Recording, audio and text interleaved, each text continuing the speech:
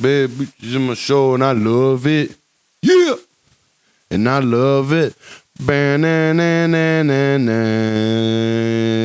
Do dang. Do dang. Ba-dum. Ba-na-na-na-na. Yeah, so he did that one. It was called I'm Blooded, and I wouldn't have known that it was the beat from I Love It by Young Jeezy, formerly Young Jeezy, now Jeezy. He ain't young no mo. I wouldn't have known until I clicked on it. Okay, let's get serious here. Somebody commented on the YouTube. They said this intro song fire, and you know what? I kind of agree. Wish it could be some gangster hip hop, but this is copyright free. Welcome to the Dupree Show. Episode 54. Shout out to the Sanford Bulldogs. That was my number in college. Special episode. Every episode's special. Okay. So, let's look at things. Let's look at the state of things. I know it's been a while since we've done this. Man, honestly, I just had to get back to writing the last couple weeks. Just writing in a journal, you know. I opened my journal on Saturday, and I realized I hadn't written anything in it since March 18th. Now, listen here. Listen here. I know that consciousness can become like a pool pump. Stay with me. You got a pool out back. Let's say you live in the desert. There's a lot of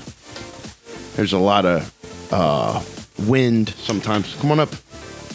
There's a lot of wind sometimes. There's a lot of sometimes, like it stormed the other week. It was a big maelstrom. You know what I mean? Heavy wind, all that. And day after the storm, the pool is got a lot of shit in it. And that's why you got a pool pump, right? You got a vacuum, and it takes all the shit that goes in the pool that ain't supposed to be there. It filters it out. So I believe in terms of consciousness, journaling can serve the same purpose as a pool pump. All the non-productive thoughts, all the non-productive emotions, you're able to just kind of flush it like a big piece of feces getting flushed down the toilet.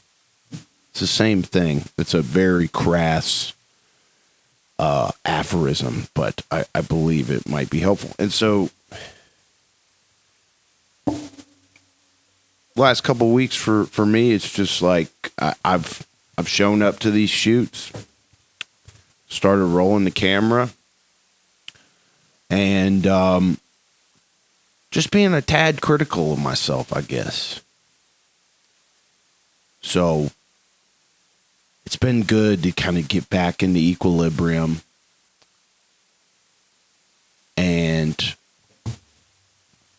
be here with you guys today. Let's take a look here at what we got today. There's been a lot going on. I know we got the NFL draft coming up. The market is schizophrenic as could be.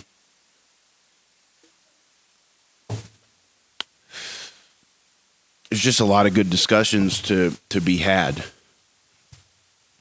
But the first thing I want to bring up today is something that I'm looking at on my Twitter feed right now. it's a tweet from Buffalo Wild Wings. It says, all you can eat wings and fries starts tomorrow. The boneless are $19.99. The traditional are $24.99.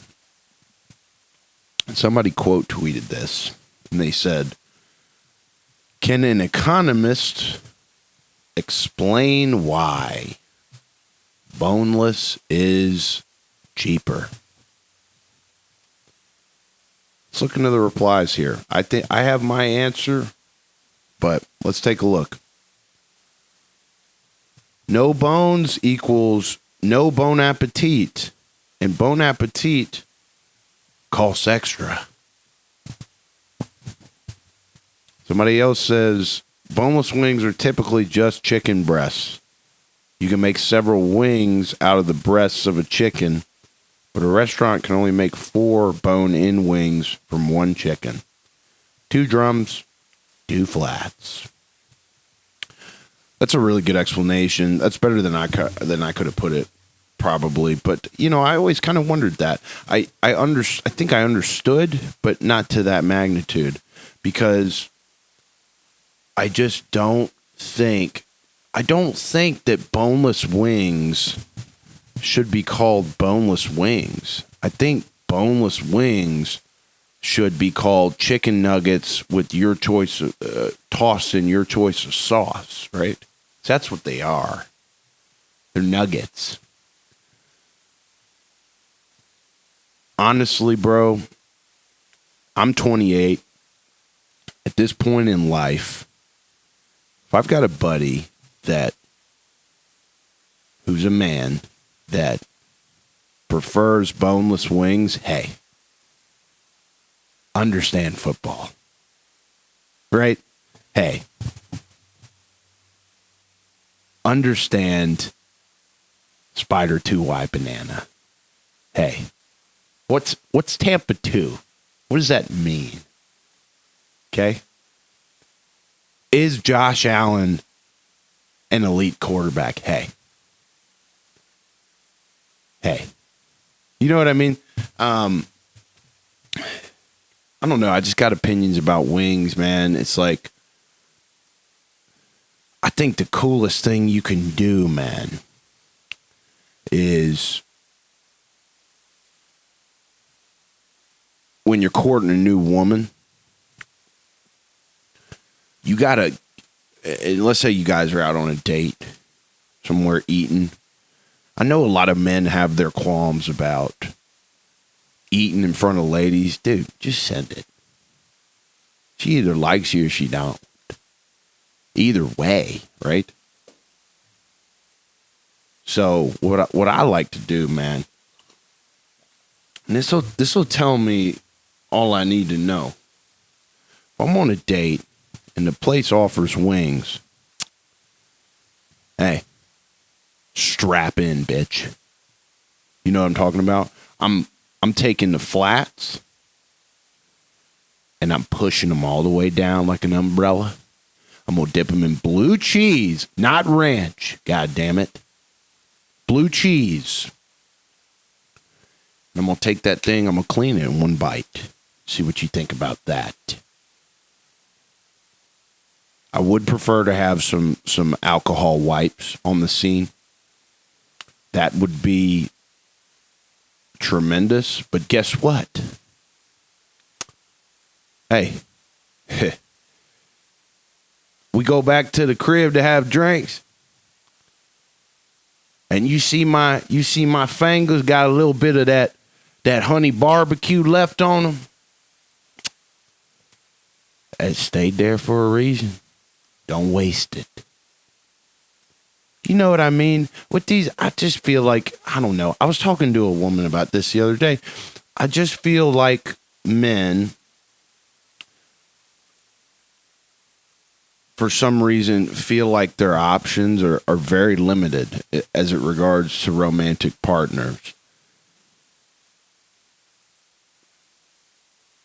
I have to make sure that I remember that everyone's situation is different, but also, like, not so much.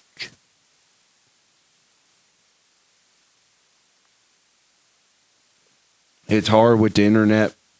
It's especially when most of the ladies that are good looking are, they'll let you know about it on Instagram. And there's no problem with that. If I was a good looking lady, I might do the same thing. But I just feel like, back to the topic of conversation here, topic of monologue here, I feel like a lot of men these days, my age, they feel as if their options are more limited than they actually are. They feel like every woman they get in front of that is, a 7 or higher is a once in a lifetime opportunity. And I just think that mentality is kind of a push away for ladies. I could be wrong. I don't think I am. Just trying to speak truth here. But people are not dumb. They can smell a little bit of desperation. And it's funny. I feel like if there's a fella and he's on a date and he's desperate to close the deal, well, however you see a deal getting closed looking like, he's kind of desperate to close the deal. And circumstantially, that might be very valid. They might not have, they might not have sat across a woman that looked like that for months or years. Circumstantially, it's valid. Internally, it's not valid. Because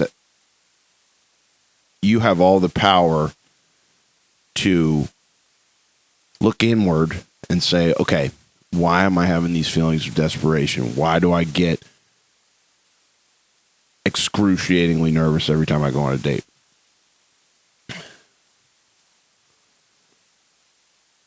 I just think that a lot of men, they get tunnel vision and they're kind of coming from a scarcity mindset as opposed to, hey, this is a big world, a lot of smells, a lot of stuff out there, a lot of women out there, a lot of humans out there. And saying, okay, whatever's supposed to happen here will happen. And I can just let go and be me. Not have to, I definitely had these damn moments, man. I had one like 2-3 weeks ago where I was sitting with a lady and I laughed or something. And a snot rocket blew out of my nose. It was very obvious. So, hey, guess what I did? I wiped it off with my hand. And even more big, I pointed it out. I said, well, hell, I just blew a snot rocket right there. And she didn't say nothing. She started to, whatever we were talking about before again. And I was like, fuck. This is the way I'm going to go out? Hey, I did it like a G. You know, I mean, I don't know. It's counterintuitive, but like, you know, I don't care. Sometimes I almost look for things to say that will, like that, I feel like that'll kind of get a reaction, just to kind of see like where you at. Hey, what are you sitting here for? What you trying to achieve here? Right? So, yeah. If you're a guy and you like boneless wings over traditional, yeah, you probably shouldn't watch this podcast, man. Probably need to go watch some film.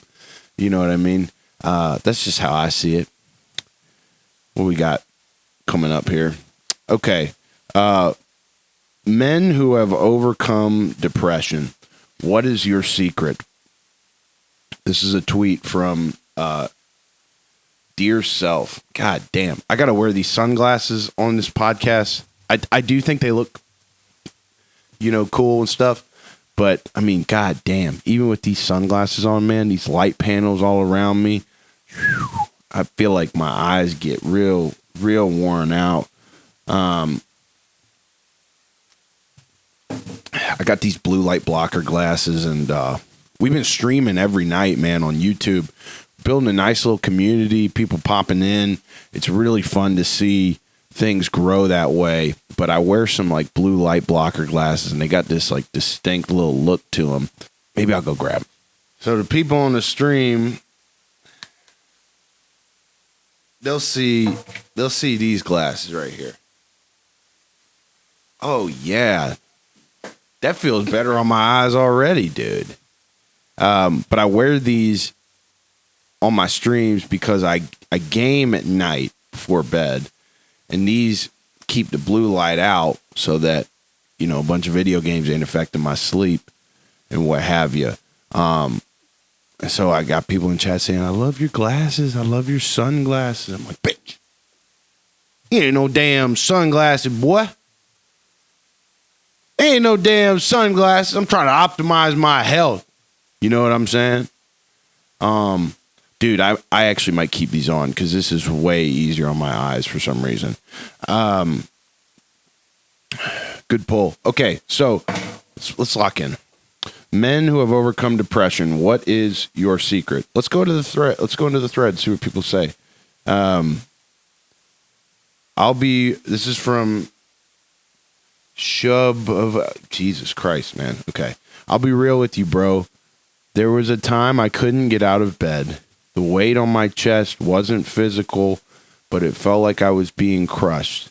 I smiled in public, but cried in silence.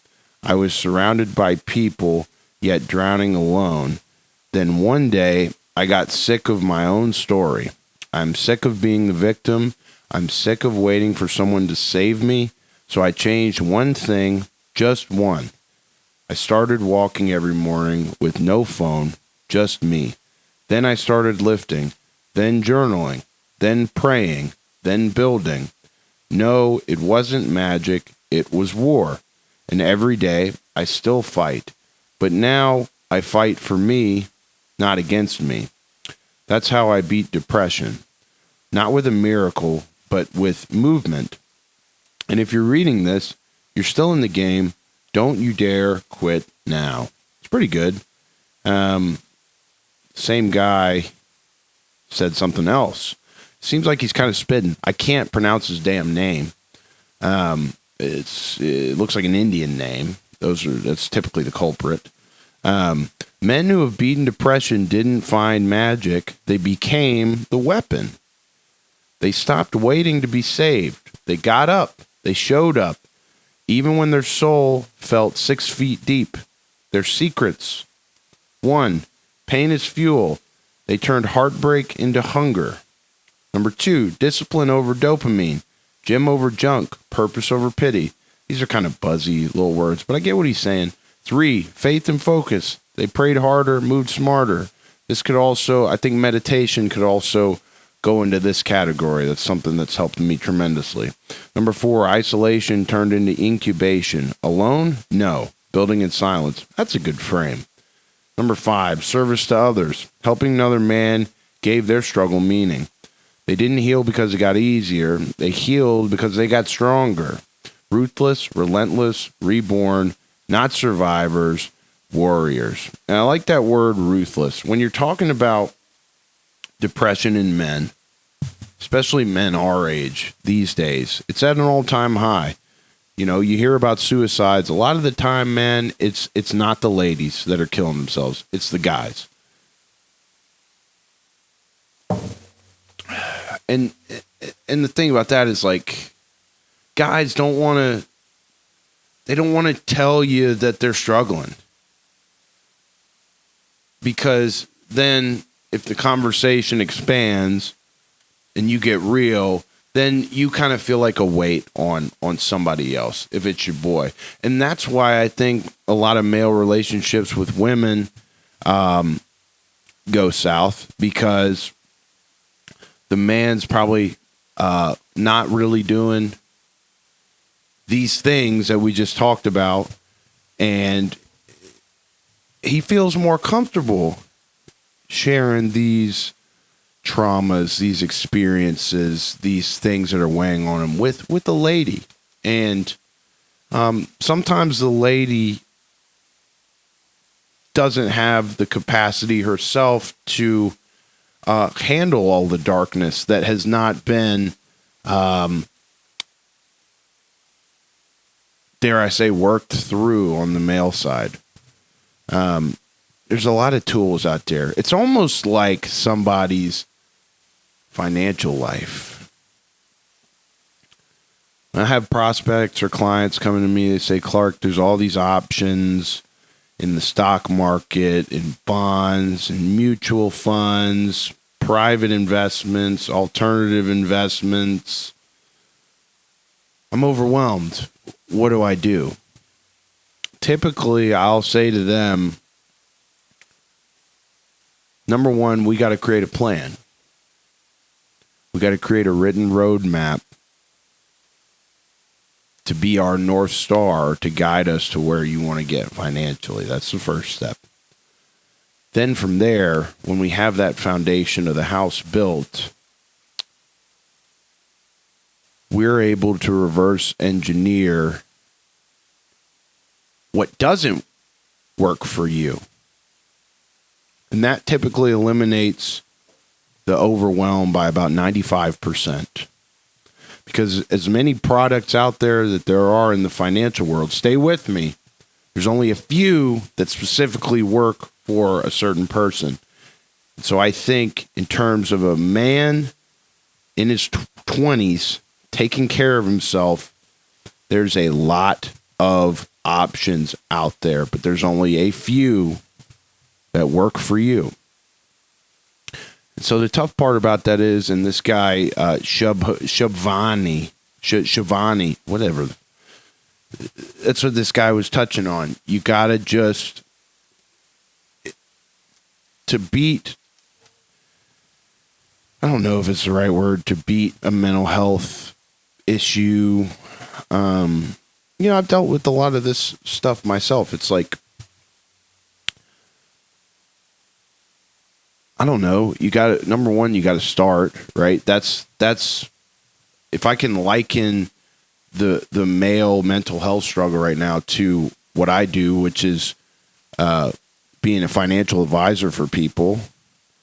As an advisor, 95% of the people that come to me, 98% of the people that come to me when we first start talking, they don't have a plan. They don't know what works for them. And you still, most of the time, got to convince them, like, hey, this is a change worth making. It's the most wild shit you could ever fathom. But I don't think it's too different from men's mental health. But the first step is, got to create a plan. You got to, as a man, you got to understand. I feel this, and like, I'm not talking from a fucking soapbox, by the way. I'm talking through this in real time, hoping that maybe it helps someone. Like, you got to have your North Star, I think. You got to understand what lights you up. You got to think on what put you here. Well, maybe not what put you here, but why you could be here. And that's a big, bad question that could maybe take years for someone to answer. So I'm not just saying, oh, just go do that and you'll be good. Like, that's just the first step, and that might take years. Listen, nothing worth having is easy. It's just a fact. Nothing worth having is easy. And I would argue that self-acceptance, self-love, and purpose are three of the most powerful things one can attain. So it's not going to be fucking easy. people are like, well, I want it to be easy. It's like, it's not reality. You can want all day, tell yourself a story all day.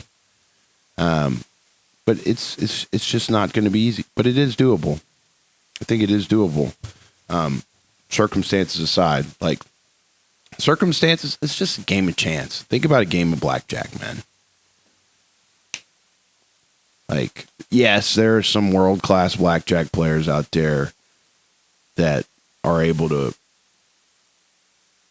do well regardless of the weather, but like most of them don't. Right? And when I say weather, I mean like the cards you're dealt. You can't control that. You can't control the cards you're dealt. You can control, excuse me, how you navigate what you're dealt. Damn kombucha. But yeah, it's like, I don't know. I guess you gotta want to help yourself. A lot of people get comfortable with their own story, with their own identity of themselves. A lot of people get comfortable with that, even if the story they're telling themselves is not real, even if the story they're telling themselves is not only not real, but not beneficial to them. Becoming attached to an identity. I've been there before so many times. Like, it's almost like the God, whoever, kept putting the chance to learn that lesson in front of me until I learned it. Whether that was with not being a football player anymore or not working in the NFL anymore. Those were two big identity crises for me in my life, because once I lost those, I was like, what am I? Dude, football is my life. I'm not a part of it anymore. Dude, like, what is life then? It's like, well,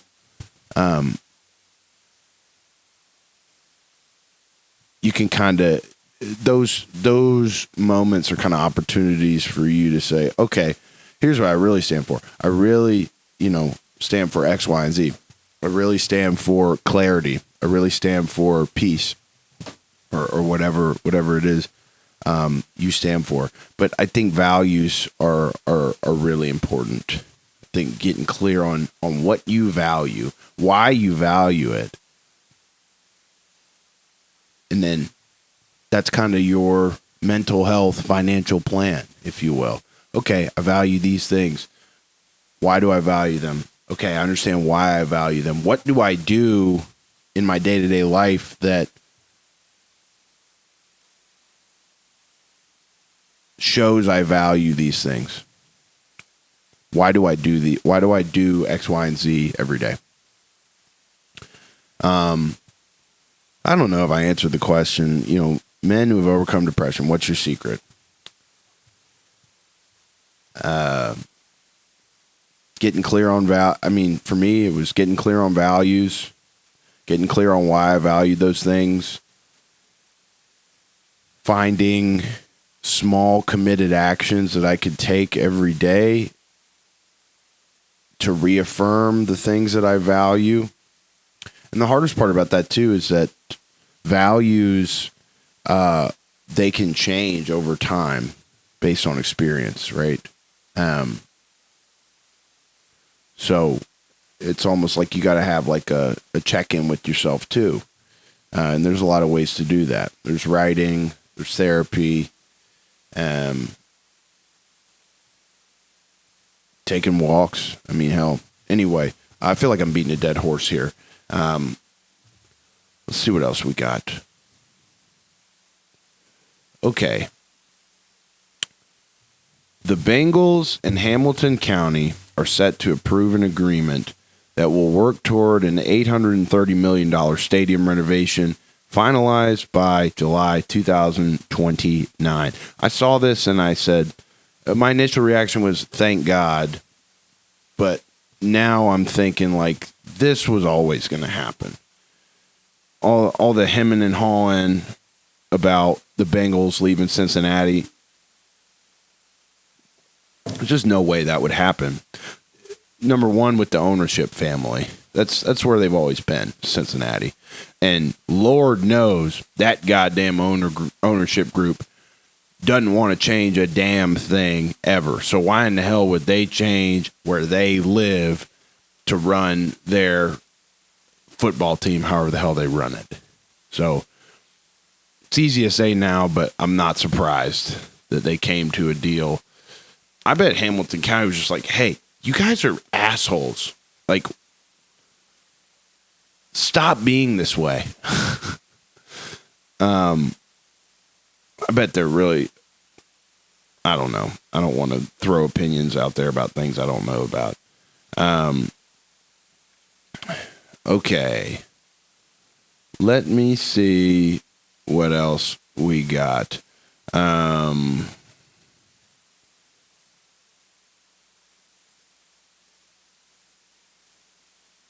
Oh, this is fun. Imagine playing in an AAU basketball game and your opponent does this. Then he proceeds to bury the shot and then he gets back on defense like this. Or your opponent throws down a dunk, takes someone's phone from the crowd, runs down the court and plays defense with that phone in his hand, and then comes back on offense to score with the phone still in his hand before giving it Smooth back. layup. Let me introduce you to Not So Air Jordan's Gremlin University, the AAU basketball squad that consists of the biggest trolls on the planet. Nothing could have prepared me for the amount of trolling that Not So Air Jordan's Gremlin University did at the Circuit League duel in DFW. There were definitely a few guys that really stood out to me in this one. Landon Verdon was dancing like this before driving to the rim, doing this to the ball before making a triple, and even making one-legged threes that led to him doing sellies like this. Justin Reed Jr. was the guy who took someone's phone after dunking, which has to be my favorite moment of this whole game. But the real star of the show was future D1 combo guard Jalen Haynes. Jalen Haynes has found a unique combination of elite scoring and trolling ability, which was on full display in this game. His insane 46-point outing is what ultimately led Gremlin University to coming out of this game with a final score. Damn, so they're trolling and whipping ass too. I mean, here, I think, especially a sport like basketball, maybe even like golf, dude. Anything with touch, finesse, the receiver position in football, I'd argue, is a very similar part of the brain that's getting used. Quarterback position, yes, you got the touch, but you got a lot more you got to think about and worry about. So I don't know if you could, some quarterbacks they make it work, but all that to say, I feel like these kids play so well because they feel comfortable having fun and being themselves. It sounded so cliche, but I think there is merit to that idea. I think the looser you are in a touch-oriented sport like basketball, golf, the looser you keep yourself, whatever you got to do, whether it's jigging around, a little shaky bake, feel like you're going to play better. These kids are obviously freaking good too. You know what I mean? What else do we got? Maybe I'll go into the TikToks if I can even get in here. What do I got saved on here? Anything? Oh, yeah. We got a little bit. Man, they booted my shit, man. I got a motherfucking pottery class to go to. Luckily, a nigga got the scooter on standby. Hell yeah. That boy headed over to Pottery right quick, man. Hey, you gotta have them damn things in your life that make you happy, man. Even if you're a young black man and you like pottery. You know what I'm saying? Hey, and he wasn't playing around either. His shit got booted. He said, fuck it. I got the scooter on standby. And he made it happen. That boy made it happen. Made it work. Because he would try to get to pottery. That's what I'm talking about. Them damn male values. Look, hey, maybe you value making shit. That could be a value. Maybe you value creativity. I know I do, or else I wouldn't do this damn show. And so that was having that scooter on standby for the boy, that was a small committed action towards saying, hey, I value making stuff. So even though my car damn booted up, I'm talking about, I got the scooter on standby. I'm going to get the pottery. And he made it work. He made it work. What do we got here, man? Let's see here. Oh, yeah. Oh, yeah. That boy don't even have to do no singing. He just stand up there with the fan in his face like such. You know what I mean?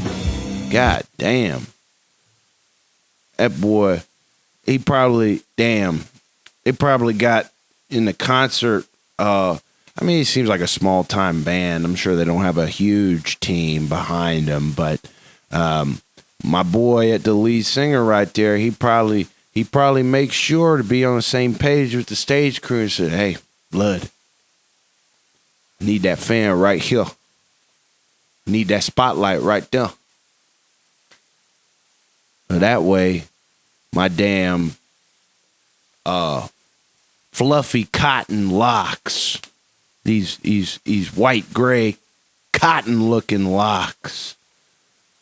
That boy had to have shampooed his shit to the gills every day, boy.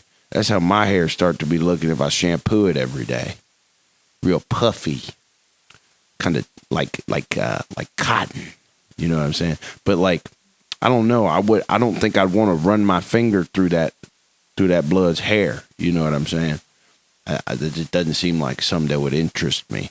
But it's flowing in the wind, and he ain't even got to drop a bar, dude. He just got that presence on him. He just got that aura on him. Some people would call that, young folks would call it aura farming. Someone made fun of me one time on YouTube for the way I said aura. They spelled it A-R-R-A.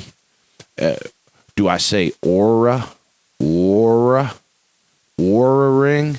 Because they got that. I got the whoop, but they got the damn rings too, and that's O-U-R-A, aura ring. So what is A-U-R-A? Still aura? I think it's aura. Aura. I don't know, dude. Let me think here. Okay, this is a good one. Come give me all your money before you walk away. 'Cause I'm from a small town, a southern drop town. This is in Santa Monica. Taking their hips, take a trip, buddy. Tell me I'm a liar. On the fire. Behind the tires. That was nice.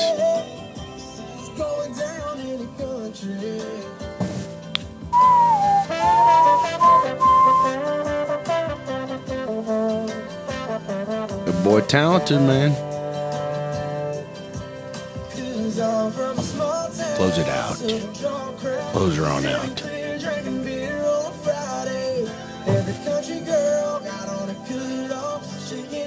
Take a trip, buddy. Tell me I'm a liar. Yeah, acapella. Kicking up some dust behind the tires. It's cliche, but hey, just take it from me. It's still going down in the country. Get him a record deal, man. Get him a damn record deal. You know what I'm saying? I don't know what he was doing. He was kind of doing that Post Malone thing where I'm trying to think of an example so I could do it. Where the voice is kind of shaking, but it sounds good. You know what I'm talking about? Ooh, I fall apart. Yeah, like that. Ooh. You find that sometimes. I think there's there's like a old country influence to that, because like I hear some Hank Williams Sr. songs sometimes where he's kind of it's like that yodeling sound, and it's like a heartbreak music. I'm trying to think of another song on the spot. There's plenty of them where people use that. This kombucha got me burping, dude. Where people use that, you know, I Fall Apart is one of them. I got a F1 trillion limousine. Yeah, I do. Ooh.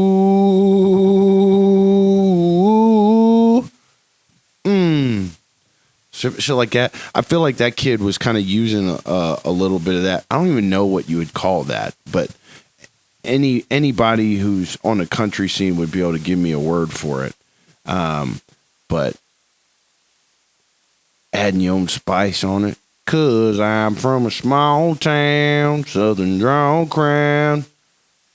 I like to say we're sipping beer, drinking clear on a Friday night. It's really we're sipping clear, drinking beer, the responsible, you know, version of it. But I kind of like to make it a little irresponsible. You know what I'm saying? We're sipping beer and we're drinking clear. We're drinking Everclear. Beer's just the appetizer. No, I hate alcohol. I don't like the taste. I don't like what it does to my liver. I just enjoy a little bit of debauchery from afar. You don't ever see me sipping beer, drinking clear. You might not even see me sip clear, drink beer. You know, I just want a toke of smoke, man. Give me a toke of smoke. Maybe a little fungal medicine. And we're rolling. I can have a good time with drunkest of them if I got my fungal medicine and a little bit of herb to tap on when I need it. I can't drink alcohol right now. I got some blood work done a couple weeks ago, and my doc said, hey, man, you got elevated enzymes in the liver. You do any drinking? I said, not really. He said, well, you're going to have to go off the drink for a month till we can get you cleared out, make some changes, and take the blood again. So I believe I'm going to do that tomorrow. Boy, put me on some liver supplements, and we'll see. I kind of like having an excuse to not drink. I kind of enjoy that because I just don't. The fact that there's so much peer pressure in social situations about whether you drink or don't drink, I think that is evidence enough to say, okay, this drinking alcohol on a regular basis thing is not something that an optimal human does. And I know a lot of people are like, well, I like it and I don't care if it makes me less optimal. Hey, that's perfect. You're living your truth. I just know my truth is I don't like the taste. I don't like how it makes me feel, even during the fact. And I definitely don't like that when you really turn it on, you basically got to pay for it with the day after. I like the taste of, I do like the taste of beer, but I've been sipping on O'Doul's lately, man. Just what it is. I'm not going to be a hater of somebody that enjoys drinking. I'm not going to be in your gills every 3 seconds saying, hey, you know, that's bad for you. I'm not even going to subconsciously or passive aggressively make friends feel bad. I'm going to be around some dear childhood friends this weekend. I know they're going to have some beverages. But who am I to say, hey, you know that alcohol drains all the ATP energy production in your cells and it dehydrates you? Did you know that alcohol is really only here from an evolutionary perspective because it's a social lubricant? Shouldn't you know how to lubricate social interactions on your own? You know what I mean? I don't know. I am kind of being a hater now. But I'll tell you this, man. I went clubbing with the boys a couple weeks ago in Tampa. Went out to the bars and stuff. Sober. I mean, I was token, you know, and had some fungal medicine. But I stayed out to the latest John stayed out that night, and I had a great time. Now I will say, if I go to bed past midnight, you might as well have me hung over the next. Oh, yeah. Look at that man. Hey, them notes is coming from God, dude. Look at his face. Look at his mannerism. He up there.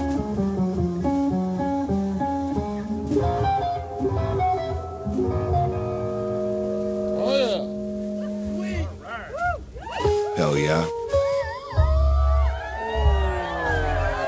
That made him feel something right there.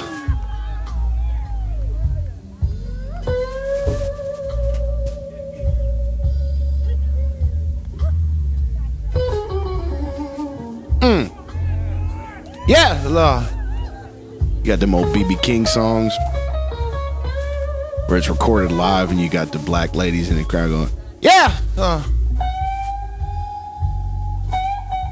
yeah. So fire, bro. So fire. I love music like that. It's just it comes directly from the soul. Damn, we got a lot of shit today. We got, I might save some of this shit for the next episode if I'm being real. I'm trying to think if there's anything we left out. I mean, we just kind of had a silly ass time today. I mean, I know we're 52 minutes in.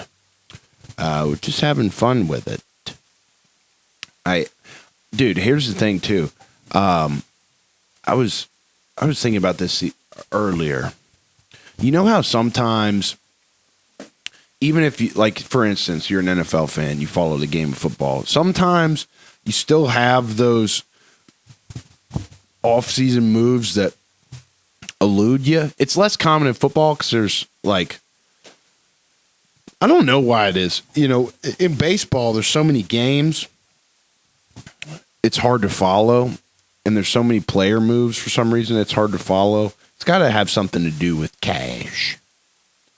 But I saw someone on Twitter today. It was like New England Patriots receiver Stephon Diggs. I was like, wait, what? Like, I'm a football guy, right? I eat traditional wings, right? Did I not know this? Sure enough, Google machine confirmed it. Happened on like March 28th or something. And I'm sitting here thinking, like, what kind of fit is Stephon Diggs going to be with Mike Vrabel? Because if you look at it, it's like Mike Vrabel's got a way of doing things. And then very clearly, Stephon Diggs has got a way of doing things. That organization is rebuilding right now. Young quarterback, not sure of exactly what he can do based on circumstances of his rookie year. Are Diggs and Vrabel going to be a good fit? You know, my logical brain says no, but a lot of times my worst takes in sports that have played out the exact opposite of how I saw them playing out were from my logical brain. So counterintuitively, how about I come out with this take? Mike Vrabel and Stephon Diggs should work swimmingly together. We just got to get quarterback play figured out, right? I still see Joe Milton, and I think he got traded. I can't remember where. Let's confirm that. I need a producer up in here.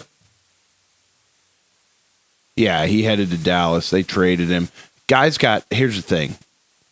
If you look at a guy like Joe Milton as a stock, he got all this hype around him from the way he played in garbage time last year.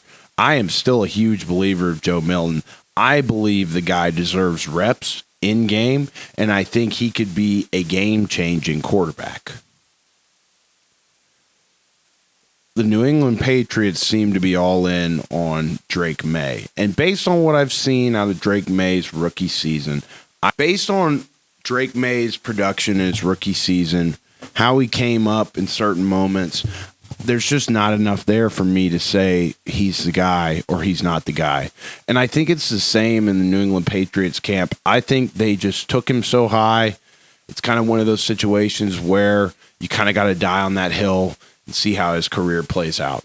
But I think the Patriots will be a really, really interesting program to follow for this 2025-26 season. I just don't know if there's much more going on in football right now other than the draft. The Bengals, they're taking the 17th pick.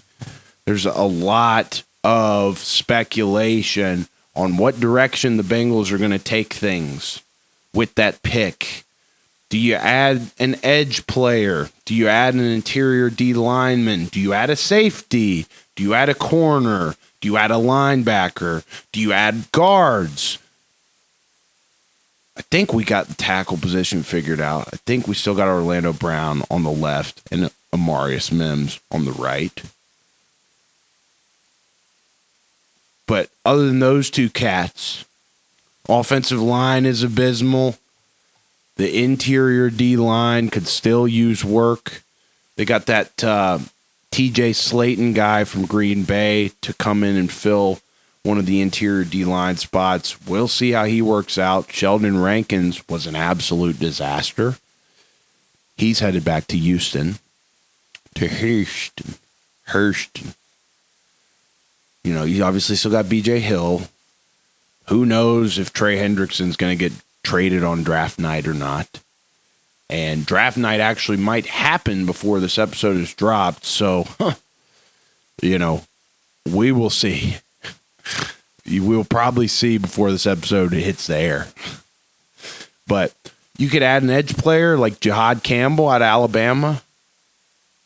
You could add a guard like Tate Rutledge out of Georgia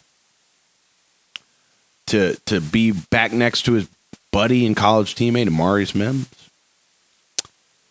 Our safety room is young. Geno Stone is now the oldest safety in the safety room for Cincinnati, and I don't know how the guy still has a job. I don't get it. But I hope he proves me wrong. Because at the end of the day, I don't want to see the Bengals crash and burn. I don't want to see the Bengals squander Joe Burrow's prime years, T. Higgins' prime years, Jamar Chase's prime years. These are Hall of Fame players you're talking about. They are.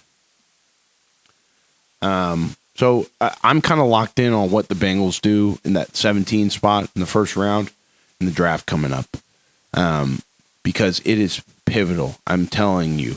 And I think a lot of Bengals fans know this. It is pivotal that we nail this draft. It is pivotal. There's no way around it. We didn't make that many moves in free agency. Duke Tobin came out to a press conference, the Bengals de facto GM. He doesn't even have the real title. That's the way these organizations run. There's got to be something in the water in central Kentucky and southern Ohio that just, it's like complacent water. You know what I'm saying? I don't mean to be a hater. Nepotism water. You know what I mean? It's like, fuck. But I don't know. You got Al Golden at the defensive coordinator spot now, and Duke Tobin was talking about how Al Golden has been crystal clear on what his vision is for this defense and what pieces we need in order to achieve that vision. Zach Taylor comes out and says, yeah, hey, we need a championship level defense to be a championship level team. Hey, no shit, bud. Hey. Try to work on tackling. Try to work on fitting. Try to work on getting your linebackers to fit right. Try to work on helping your your interior guys on the D-line not get pushed back every play. Try to help your safeties learn how to fill alleys while also not busting coverage, dude. I don't know. Football's a hell of a game. It's a fine art. What are we at for time? God dang. We cruised through this one, man. And there might still be more to come. I'm just kind of thinking of things in real time that might be beneficial for you listeners out there. I'm telling you, man, we've been going live every night, playing Madden, playing NCAA, and people pop in the chat on YouTube. Somebody from Scotland, two separate people from Scotland popped into the chat 2 consecutive nights to say, this sport is boring. American football is ass. And I disagree, but I think it's pretty cool that we can commune somewhere like a YouTube chat to talk about how we see things. Connectedness, I guess, is what I'm talking about. Helps me remember that, hey, not everybody in the world has the luxury of knowing and loving our great sport. Looks like the Reds are back to 500. That's good. They beat the Orioles 24-2. Beat Baltimore 24-2 on Easter. Ellie De La Cruz made a hell of a catch. Let's take a look at it here.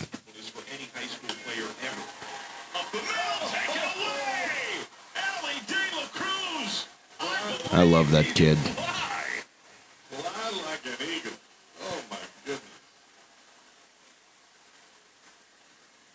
This Baltimore crowd is in stunned astonishment, and there's a smattering of clapping from folks clad in orange at that wizardry. Yeah, it was pretty cool. Listen, Joe Burrow, Ellie De La Cruz, 2 gentlemen that the city of Cincinnati must protect at all costs. I've already paid Joey B. Cincinnati Reds, I swear to God, if you don't pay Ellie, I will hire 5 of my meanest killers to jump on an American Airlines flight and come down or up or over northeast from Arizona to Cincinnati, Ohio, to come give you a Spanish talking to about why we let Ellie De La Cruz ever leave our great city. He must be protected. He is one of the lights of my life, Ellie De La Cruz. I got to get a TV plan so that I can start watching the Reds every game, because I did something stupid with I had a really good setup. I had a TV plan that was $25 a month, kind of sketch. Didn't recognize that they were who they were when they were charging my bank account. Went and disputed it. And so now I'm in the market for another TV provider with all the games, all the happenings, all the movies for just $19.99 a month. That's what I'm looking for. And I think I've found some. Let's look. I mean, just there's definitely stuff I've missed. It's been a minute since we had an episode. I can't believe the delusion of Colorado retiring Shedeur Sanders' jersey, bro. I cannot believe it. Travis Hunter, I think the guy is going to go on to be a Hall of Fame football player, so I can kind of understand that. But even that is very preemptive. Maybe retire it after he's gotten like 4 or 5 All-Pros, an MVP, like Like the University of Louisville, I'm pretty sure they retired Lamar Jackson's jersey. Valid. Warranted. Earned. Even in college, Lamar Jackson won a Heisman. And I guess Travis Hunter won the Heisman. But Shedeur Sanders didn't. And also, his dad's the coach. Listen, I know it's easy to hate on Colorado. It's easy to hate on Coach Prime and all them. I really wanted to get behind them. I really did. Because I do think there is something to like about the brashness, the confidence, the marketing savvy of Coach Prime and what he's done with that program. But also, like, hey, like, let's, you know, we don't need to be wearing earrings at practice. You follow me? We don't need to be worried about, hey, you know, I got to get more pass attempts to meet this certain record, this individual accolade. Like, get all that out of the football, man. It's about the fucking team. It's about a group of guys working towards the same goal. That's what football's about. It's not about fucking me. Okay? It's not, you know, it's like, I want the ball. I want to be quarterback. What about the damn team? What about the damn team? It's about the team. You know, like, we don't have, like, I don't know. I think if you retired Travis Hunter's jersey at Colorado, I could live with that. But Sanders, I mean, dude. The guy, like, I don't see him being a successful pro. I just don't. And I hope in 3 to 5 years, when this podcast is huge and when Shedeur Sanders has proved me wrong, that they pull this clip and they say, hey, Dupe Dog was wrong about Shedeur Sanders. They should have retired his jersey at Colorado. I hope that happens. But do I think it's going to happen? Absolutely not. I think the guy's going to be a journeyman backup. That's what I think about Shedeur Sanders. Just based on the skill set, the film, the level of play against good competition. And they didn't even really, I mean, man, I could go on and on about that. But I think you guys get the point, right? Pretty cool also, Ken Griffey Jr. in retirement. He was at the Masters this year as a credentialed photographer, and he actually shot a really beautiful picture of Rory after he won it. So that's pretty cool to see. I'll show that on the screen for you guys so you can see it. Yeah, I don't know if I have much more. There's a lot more that we could probably cover. It's been like 2 weeks since we shot an episode. Only reason YouTube's active right now is because of the damn streams, man. It's been so fun. If you guys get a chance, pop in on that. Do me a favor. I mean, engagement on these long videos, it's a little harder to come by. So if you could just take half a second, if you liked the episode, and definitely if you've gotten this far, hit the like button. God damn it. If you feel so inclined, hit the subscribe button so you don't miss more of these. And we'll be back pretty soon. We'll be back in the next week or so, I'd say. All right. You guys be safe. You guys be easy. If you watch this far, I love you. If you didn't, I hate you. Just kidding. I love you. Y'all be easy. This is episode 54 of the Dupree Show.